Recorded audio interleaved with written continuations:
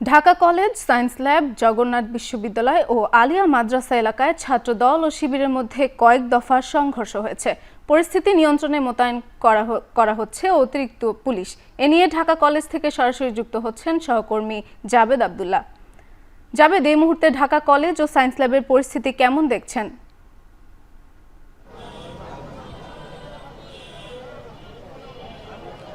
তারিন, সম্প্রতি রাজনৈতিক নানা ইস্যুতে ইসলামী ছাত্র শিবির এবং বিএনপির ভ্রাতৃপ্রতিম যে ছাত্র সংগঠন রয়েছে ছাত্রদল, তাদের একটি মুখোমুখি অবস্থান ছিল, যার পরিপ্রেক্ষিতে আজ আমরা সকাল থেকেই দেখেছি যে এই ঢাকা কেন্দ্রিক যে এলাকাটি রয়েছে অর্থাৎ মিরপুর যে মহাসড়ক, সেই মহাসড়কে আমরা দেখেছি যে ছাত্র দল এবং শিবিরের মধ্যে দফায় দফায় সংঘর্ষ হয়েছে, যা দিনব্যাপী চলেছে। এখন আমাদের অবস্থান মূলত ঢাকা কলেজের প্রধান ফটকে। আপনি নিশ্চয়ই ছবিতে ফ্রেমে দেখতে পাচ্ছেন যে বিএনপির যে ছাত্র সংগঠন রয়েছে, ভ্রাতৃপ্রতিম যে সংগঠন ছাত্র দল, তারা এখানে তাদের নেতৃবৃন্দ নিয়ে অবস্থান করছে। কিন্তু আমরা সন্ধ্যার পরে আমরা ইসলামী যে ছাত্র শিবির, তাদের কোনো অবস্থান আমরা এই ক্যাম্পাসে দেখতে পাইনি।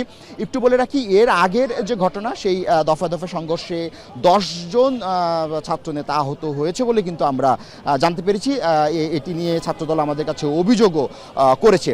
এছাড়া শিবিরের একজন, অর্থাৎ ইসলামী ছাত্র শিবিরের একজনও সেই সংঘর্ষে আহত হয়েছে বলে কিন্তু আমরা জানতে পেরেছি। একটু বলে রাখি যে এটি একটি প্রধান সড়ক, মিরপুর রোডে। সেই সড়ক জুড়ে কিছুক্ষণ আগেও যান চলাচল কিছুটা ধীরগতি ছিল। এখন যান চলাচল নিশ্চয় ছবিতে আপনি দেখতে পাচ্ছেন যে যান চলাচল কিছুটা স্বাভাবিক হয়েছে, তবে জনসাধারণের যে চলাচল সেটি ধীরে ধীরে কিছুটা কমেছে বলে কিন্তু আমরা আসলে প্রত্যক্ষ করেছি।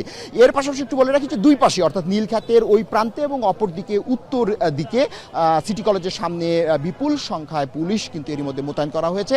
পুলিশের সঙ্গে আমাদের কথা বলার সুযোগ হয়েছিল। তারা আমাদের যে বিষয়টা জানিয়েছে যে আইন শৃঙ্খলা নিয়ন্ত্রণে তারা বেশ তৎপর, কোনো ধরনের অপ্রীতিকর ঘটনা যেন না ঘটে সেই দিকে তারা অনেক বেশি আসলে নজরদারি রাখছেন এবং বিশাল সংখ্যায় পুলিশ কিন্তু এর মধ্যে মোতায়েন করা হয়েছে। আপনি নিশ্চয়ই ক্যাম্পাসে দেখতে পাচ্ছেন যে এই ঢাকা কলেজের ক্যাম্পাস জুড়ে যারা মূলত বিএনপির ভ্রাতৃপ্রতিম সংগঠন ছাত্রদলের বিভিন্ন শ্রেণীর নেতাকর্মীরা রয়েছে, তারা মূলত এই প্রধান ফটকে এখন একটি পাহারা বসিয়েছেন। মূলত তাদের দাবি বা তারা অভিযোগ করছেন যে আসলে ক্যাম্পাসে ছাত্র শিবিরের কোনো নেতাকর্মী নেই। মূলত নিরাপত্তা ব্যবস্থা ঠিক রাখার জন্য বা ক্যাম্পাসে অন্য যারা সাধারণ ছাত্র রয়েছে তাদের নিরাপত্তার জন্য মূলত তারা এই প্রধান যে ফটক রয়েছে ঢাকা কলেজ, সেই প্রধান ফটকে তারা অবস্থান নিয়েছে। আমরা কয়েকজন ছাত্রদলের শীর্ষ নেতার সঙ্গে কথা বলেছি। তারা বলছে যে তাদের এই যে পোহরা বা তাদের এই যে অবস্থান, এটি রাজনৈতিক, মূলত তারা এখানে অবস্থান করবেন।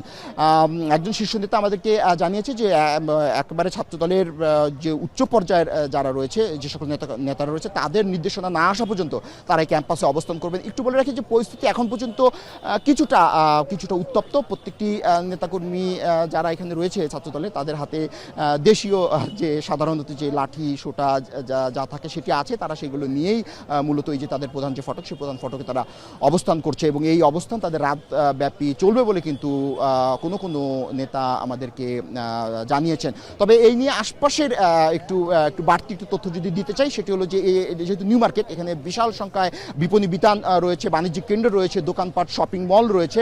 আজ যেহেতু মঙ্গলবার, সেটি ছাড়াও এই সংঘর্ষকে কেন্দ্র করে এই নিউ মার্কেট যে বিপণী বিতান, দোকানপাট, অন্যান্য আরও যে শপিং মল রয়েছে, সেই শপিং মলগুলো কিন্তু এরই মধ্যে আমরা বন্ধ দেখতে পেয়েছি এবং প্রধান যে সড়ক, সেই প্রধান সড়কেও যানবাহনের সংখ্যা কিন্তু একেবারেই কমে গেছে, এভাবে তো বলাই যায়। তো এখন ছিল মূলত এই ছিল তারিন আমার কাছে ঢাকা কলেজ থেকে ছাত্র দল এবং ইসলামী ছাত্র শিবিরের সংঘর্ষে থাকা সবশেষ তথ্য। তারিন, Dhaka college, science lab Chhatra Dal ও শিবিরের মধ্যে সংঘর্ষ হয়েছিল এবং এই নিয়ে সর্বশেষ পরিস্থিতি জানাচ্ছিলেন সহকর্মী জাবেদ আবদুল্লাহ।